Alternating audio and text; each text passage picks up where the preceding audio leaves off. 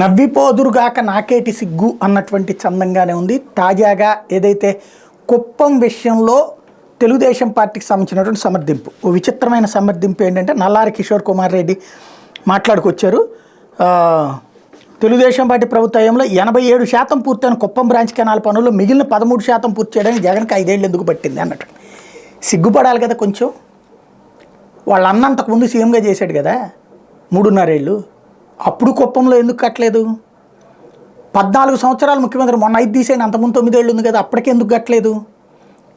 ఇప్పుడు ఇనాగరేట్ చేస్తారు, అంతకుముందు 97, 87 అయిపోయింది, 97 అయిపోయింది. ఇలాంటి వెర్రి మాటలు మాట్లాడుకోవడానికి సిగ్గు అనిపించద్దా?